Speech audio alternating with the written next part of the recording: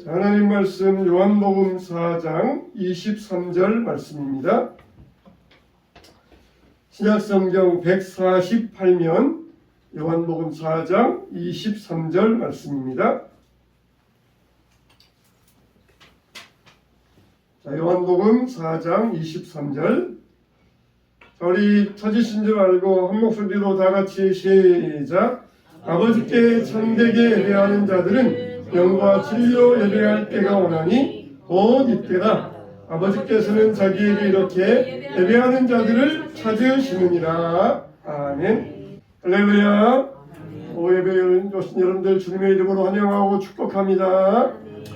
우리 몸은 70%가 수분으로 물로 이루어져 있습니다.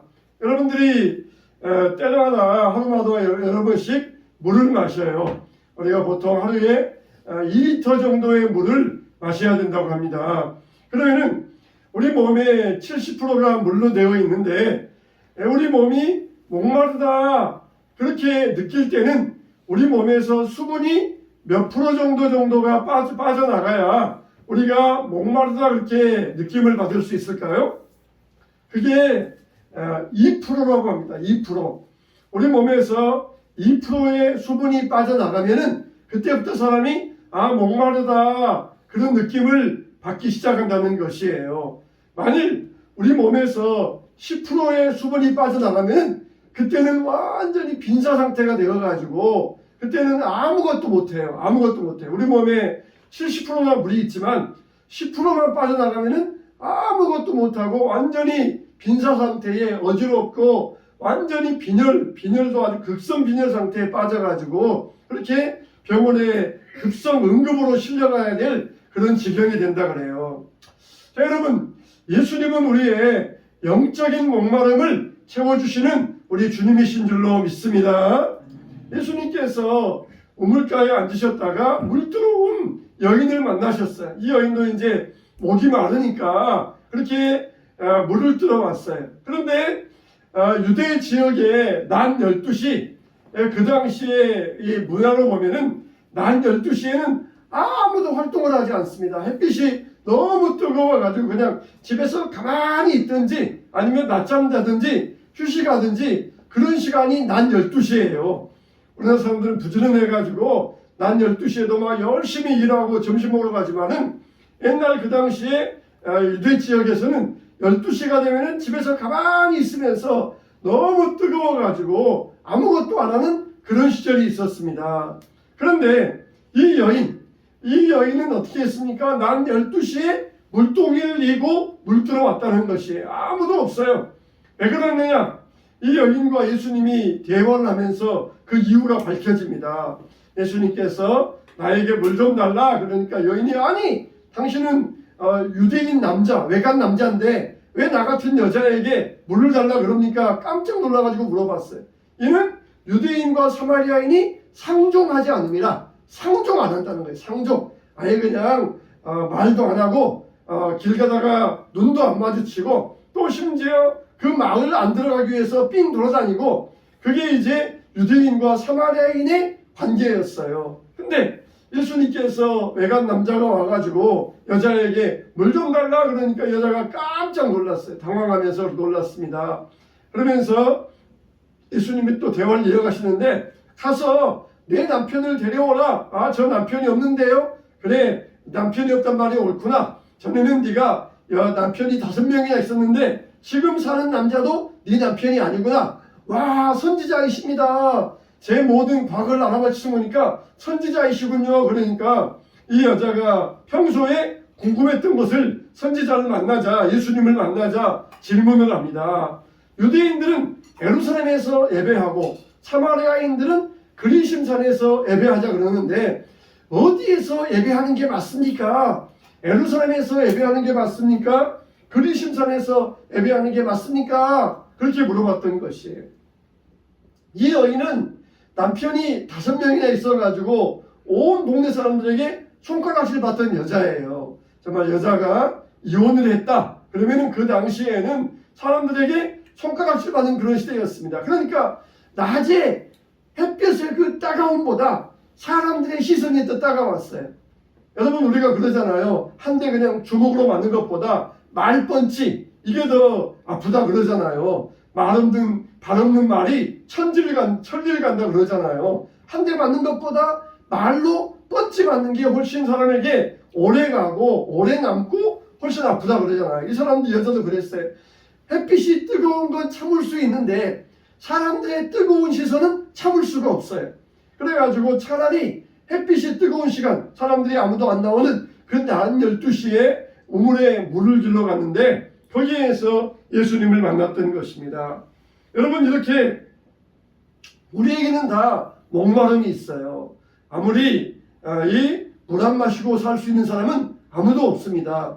이 여인도 사람들은 만나기 싫은데 목마름이 있으니까 우물가에 가서 물을 길어보자 했던 것입니다. 우리에게는 이와 같은 목마름이 있어요. 외로움의 목마름. 여인도 그 외로움, 이 갈증을 남자를 통하여서 이 갈증을 채우려고 했어요. 그래서 이 남자 만나면은 스윗할까? 저 남자 만나면은 터프할까? 또 저 남자 만나면은 핸섬할까? 그래가지고 여러 남자를 만나봤지만은 그러나 자기의 근본적인 외로움의 목마름을 채울 수가 없었던 것입니다. 이런 목마름이 오는 이유는 뭐예요? 근본적으로 그것은 바로 하나님과의 관계가 단절되었기 때문이에요. 인간에게 이런 목마름이 오는 것은 하나님과의 관계가 끊어졌기 때문입니다. 사람들은 다 자기가 돈이 많으면은 인생이 행복할 것이다. 그래서 돈으로 자기 목마름을 채우고 싶어해요. 또 친구들을 많이 만나면은 내가 목마름을 채울 것이다 그래가지고 친구들 많이 만나려고 그래요. 또 여기저기 막 여행을 많이 다니면은 내 목마름이 채워질 것이다 그러면서 그렇게 여행을 많이 다니려고 그래요. 그러나 그런 걸 가지고는 목마름이 채워질 수가 없어요. 하나님을 만날 때까지는 이 영적인 목마름, 사람의 목마름을 채울 수가 없어요. 사람들은 다 이런 목마름을 가지고 있기 때문에 무언가 이걸 가지고 채우려고 해요. 그래서 학생들은 열심히 공부해가지고 부모님에게 주변 사람들에게 인정받아가지고 또 그리고 목마름을 채우려고 하고 이렇게 무언가 사람들은 다 목마름을 가지고 있는데 그것을 채우려고 합니다. 우리는 어떻게 이 목마름을 채워야 돼요? 하나님께로부터 오는 은혜를 통하여서 영적인 목마름을 채울 수 있어야 됩니다. 할렐루야. 여러분에게 어떤 목마름이 있든지 다 영적인 목마름, 사람의 근본적인 목마름은 하나님께 있어요. 하나님께 나아갈 때만이 목마름을 채울 수 있습니다. 내가 너에게 영원히 마르지 아니하는 물을 주겠다. 이것은 우리가 마시는 이런 물이 아니라 이런 H2O 물이 아니라 여인의 그 외로움의 목마름, 영적인 목마름을 예수님께서 채워주시겠다는 것이에요. 예수님은 우리의 목마름을 채워주시는 분입니다. 여러분들은 어떤 목마름이 있어요? 그런데 이 여자가 예수님께 질문하잖아요. 어디에서 예배 드려야 그 예배가 옳은 예배입니까? 그렇게 질문을 해요. 여러분, 이 예루살렘에는 성전이 있어요. 그래서 성전에 하나님의 임재가 있고 그 성전에서 제사 드리는 것이 그 당시에는 올바른 예배였습니다. 그러나 지금은 어디가 성전입니까? 건물이 성전이 아니라 바로 여러분들이 성전이에요. 바로 여러분들 안에, 심령 안에 하나님이 계십니다. 할렐루야. 바로 여러분들이 성전이에요. 여러분들이 성전이에요.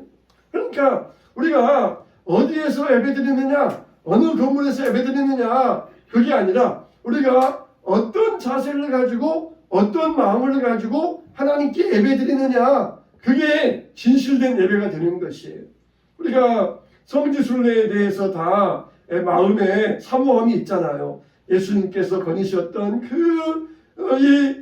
이 갈릴리 언덕, 또 예수님께서 올라가셨던 그 갈보리산, 또 예수님께서 십자가 지고 가셨던 십자가의 길, 또 예수님께서 출입하셨던 예루살렘 성전. 야, 정말 거기 가면은 얼마나 좋을까? 그런 마음의 감동, 이 사모함이 있잖아요. 그러나 실제 가보면은 굉장히 실망을 많이 합니다. 특히 예수님이 걸어가셨던 그 십자가의 길, 우리는 정말 비아 돌로노사, 그래가지고 가다가 쓰러지시고 또 가다가 쓰러지시고 또 가다가 쓰러지시고, 야, 우리도 정말 그 십자가의 길을 걸어가면 예수님과 같이 그런 마음을 우리도 느낄 것이다 하고 가보면은, 지금 가보면은 완전히 시장바닥이, 진짜 시장바닥이, 이런 시장바닥이 없어요. 주변에 그냥 가게가 쫙 있어가지고 우리는 조용하게 좀 묵상하려면 옆에서 막 뭐라 소리 지면서 싸다 1달러 막 그러면 심지어 한국말로 싸요 사세요 완전히 시장바닥이. 그리고 우리가 갔던 이 예루살렘 성전도 마찬가지고 흔적이 없지만은, 그러나 우리가 느낌으로, 눈으로 보는 것으로 느낌 받으려면 실망하지만은, 우리가 가서 정말 마음의 눈으로 보면서 정말 여기에서 예수님이 기도하셨던 것, 예수님이 여기에서 거니셨던 것, 이렇게 마음의 눈으로 보면은 그게 또 우리에게 은혜가 되는 것이에요. 예배가 마찬가지입니다. 예배가 예루살렘에서 예배드려야 됩니까? 사마리아에서 예배드려야 됩니까? 어디 좋은 건물 안에서 예배드려야 됩니까? 어디에서 예배드려야 됩니까? 주님은 그거 아니다. 그거 쓸데없다. 바로 네가 성전이다. 내 안에 하나님과 너와의 믿음의 관계가 이루어져 있으면 그게 참된 예배이지, 훌륭하게 예루살렘에 가서 예배드리고 사마리아에서 예배드리고 큰 건물에서 예배드리고 어떤 건물에서 예배드리고 그런 예배가 소용이 없다. 예수님은 딱 잘라 말씀하셨어요. 우리들은 요즘도 그러잖아요. 어떻게 예배드리는 게 정말 좋은 예배인가? 그냥 화려하게 드리고 뭣도 있고 뭣도 갖춰져 있고 어떻게 하는 게 정말 좋은 예배인가? 사람들은 그런 구상을 합니다. 그러면서 심지어 예배를 설계한다, 예배를 디자인한다, 또 예배를 맞춤한다. 그렇게 이 설계하고 예배를 디자인하고 그렇게 예배를 세우려고 해요. 물론 그런 면도 우리에게 필요하죠. 그러나 진정 중요한 것은 어떤 형식으로 어디에서 예배드리냐 중요한 게 아니라, 우리가 성전이니까 우리가 하나님과의 만남을 통하여서 주님 앞에 나아가는 예배, 그게 진정한 예배다. 그게 진짜 예배다는 것을 알려주신 거예요. 사마리아 여자는 그 말씀을 듣고 얼마나 기뻤겠습니까? 자기들은 사마리아 사람이니까 예루살렘에 올라갈 수가 없어요. 예루살렘에서 딱 막아놓고서는 사마리아인들은 오지 마라. 너희들은 거기서만 살아. 못 가는데 얼마나 예루살렘에 가서 예배드리면 좋을까 생각만 했지 못 가는데, 예수님께서 딱 말씀해 주시면서 너희가 진정으로 드리는 예배, 그게 하나님 앞에 성전 드리는 예배가 진정한 예배이지 어디 가서 드리는 그게 중요한 게 아니다. 분명하게 말씀드려 주시면서 예배에 대해서 확실한 정의를 내려주셨어요. 그러니까 예배는 대상이 중요한 것이고 방향이 중요하다는 것입니다. 사람들이 예배의 대상을 우상으로 만들어 놓습니다. 그래가지고 자기 만족을 위하여 우상을 만들어 놓고 거기에다가 예배를 드려요. 우리가 예배 시간에 참여했다고 그게 예배를 드렸다 그렇게 착각하면 안 됩니다. 내가 예배 시간에 여기에 앉아 있으니까 나는 예배를 드렸다 그렇게 오해하면 안 돼요. 예배는 뭐라고 그랬어요? 하나님이 나를 구원해 주신 은혜에 대한 반응으로 찬양하고 기도하는 것, 그게 예배라는 것이에요. 그냥 나는 1시간 예배 드렸으니까 나는 예배자다, 그렇게 우리가 오해하면 안 된다는 것입니다. 그러니까 우리가 예배 시간에 졸지 마세요, 핸드폰 보지 마세요, 잡념 갖지 마세요. 그렇게 아무리 말하는 것보다 내가 정말 하나님 앞에 내가 기쁨으로 나아가서 하나님께 내가 정말 온전한 예배를 드리겠다, 이런 은혜를 우리가 회복할 수 있어야 됩니다. 할렐루야. 교회는 성도의 모임이에요. 그래서 우리가 함께 하니까 하나님이 거기에 임재하시고 그래서 예배가 되는 것이에요. 우리 한 사람 한 사람 하나님이 함께하는 사람들이 이곳에 함께하니까 이곳이 교회가 되는 것이고, 이곳이 바로 하나님이 함께하시고 이게 하나님께 드려지는 온전한 예배라는 것입니다. 예배의 대상이 중요해요. 어떤 방향을 가지고 누구에게 나아가느냐, 그게 중요하다는 것이에요. 두 번째로는 예배는 자기 만족을 위한 것이 아니라는 것이에요.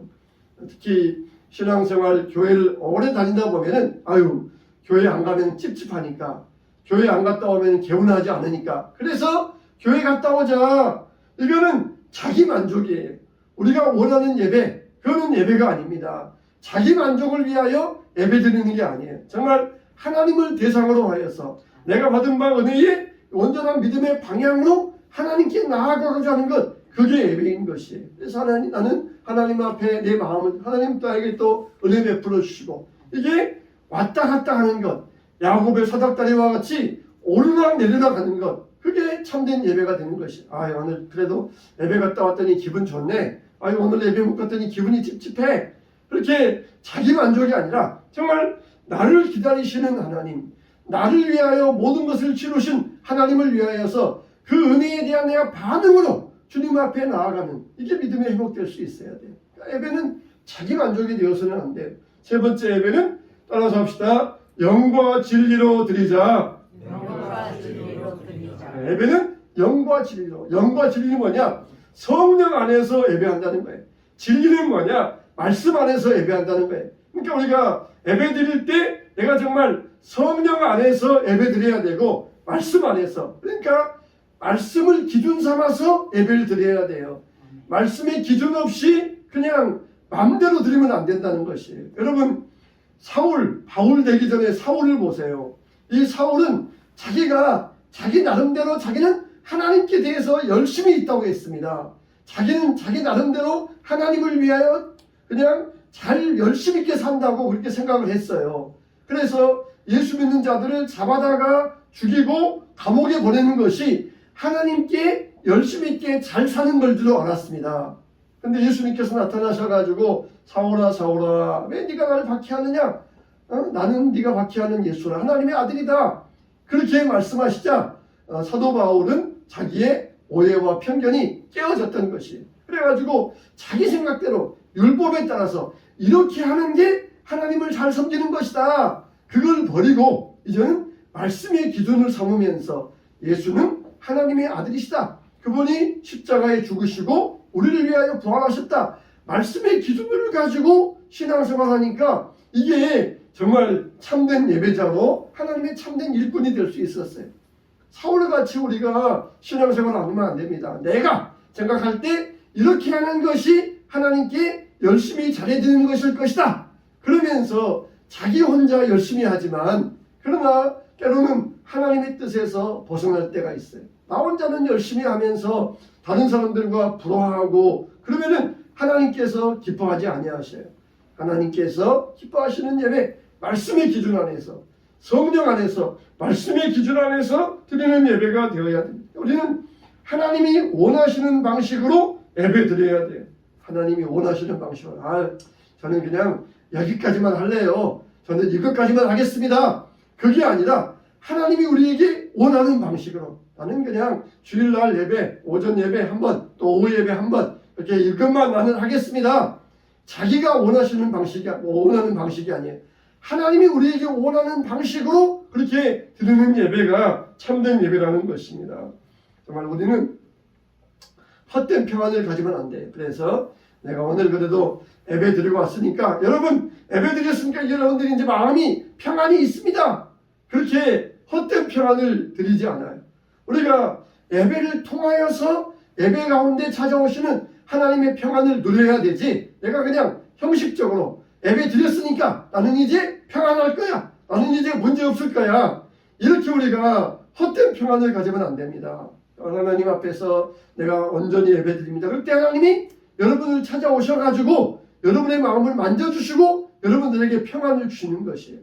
그러니까 예배는 하나님 앞에 드려지고 받으시는 예배는 하나님이 아시고, 그리고 내가 알 수가 있어요. 내가 하나님 앞에서 정말 참된 평안을 누리는 예배, 참된 기쁨을 드리는 예배, 이게 하나님이 우리에게 주는 거예요. 그냥 여기에서 1시간 드렸으니까 나는 이제 평안할 거야 그러면서 내가 갖는 평안이 아니라 하나님이 우리에게 정말 안개와 같이, 때로는 그냥 빛과 같이 우리에게 스며들어 오시면서 오시는 평안이 정말 꽤 참된 예배자로서 얻는 진정한 평안이라는 것입니다. 정말 이 여인이 예수님을 만나고 숨던 여자가 이제는 막 길거리에 나가서 보라, 여기 성경이 말하던 그 메시아가 여기 있다. 그러면 사람들에게 막 전파하기 시작합니다. 정말 하나님 앞에서 이 여인이 예수님을 통하여서 참된 예배를 깨닫고 나니까 이제는 담대하게 사람들 앞에서 부끄러움이 없었던 것이. 우리는 정말 한번 하나님 앞에서 참된 이 계산을 해보세요. 여러분들 계산하는 거 좋아하시잖아요. 하나님은 나를 위하여서 최고의 것을 주셨어요. 독생자 예수님을 나를 위하여 생명을 주셨어요. 그러면 우리는 뭘 드려야 되겠습니까? 우리는 나의 최고의 것을 드릴 수 없지만 나는 이제 최선의 것을 드릴 수 있어야 돼요. 5월달이면 이 초등학생이나 유치원생 손자나 자녀들이 할머니 감사해요, 또 엄마 감사해요 그러면서 종이로 그냥 이 조잡하게 그려가지고 카네이션을 가져잖아요. 그러면 우리는 야 저기 치워, 이거 조잡한 거 이거 가져왔어 그러면서 화내는 게 아니라 얼마나 감동합니까? 그냥 이 어린애가 엄마 아빠를 위해서 또 할머니 할아버지를 위해서 이 카네이션을 그려서 가져왔다 할 때 얼마나 감동합니까? 왜 그래요? 그건 그 아이의 최선이기 때문에 그래요. 그 아이의 최선을 다해서 카네이션, 종이로 만든 카네이션, 글씨도 그냥 삐뚤삐뚤 감사합니다 그랬지만은 그 아이의 최선이기 때문에 부모는 감동하고 할머니 할아버지는 감동하는 것이에요. 근데 나이가 40이 됐는데도 자녀가 자기 부모에게 그런 카네이션을 드린다 그러면은 그걸 좋아할 부모가 누가 있겠습니까? 우리는 우리에게 있는 최선의 것으로 드릴 수 있어야 돼요. 이제 7살, 8살짜리니까 이 아이의 최선은 그거니까 부모가 감동해요. 하나님도 마찬가지예요. 우리가 드릴 수 있는 최선의 것이 무엇이냐? 최선의 항상 그만한 상태에서 항상 그냥 나이가 40 먹어도 종이 카네이션 그려가지고 감사합니다. 또 50이 먹어도 그렇게 한다 그러면은 그거는 이거는 잘못된 것이에요. 우리의 신앙이 항상 그런 상태에 머무르면서 사는 거예요. 우리가 할 수 있는 정말 믿음의 최선이 뭐냐? 내 삶에 있어서 최고의 선, 주님 앞에 드릴 수 있는 최선이 뭐냐? 그게 바로 우리의 예배의 삶이에요. 예배. 그게 주님이 받으시는 예배인 것이에요. 우리가 정말 형식으로만 드리는 예배가 아니라 하나님 나를 위해서 최고의 것을 주셨으니까 나도 주님 앞에 나의 최선의 것을 드리겠습니다. 내가 주님 앞에 드릴 수 있는 최선의 것으로 주님 앞에 올려드리겠습니다. 주님 나의 예배를 받으시고 내 성전된 우리 10년 가운데 항상 떠나지 마시고 함께하여 주시옵소서. 이런 예배자가 되시기를 바랍니다. 우리는 이런 참된 예배자로 살 수 있어야 돼요. 예배는 영과 진리로 항상 성령 안에서 성령의 감동을 따라서 또 그리고 말씀 안에서 말씀의 기준을 따라서 내 뜻과 내 형식이 아니라 말씀 안에서 살아갈 때 하나님이 받으시는 진정한 복된 예배가 되는 줄로 믿으시기 바랍니다. 참된 예배의 삶을 살게 되시기를 주님의 이름으로 축원합니다.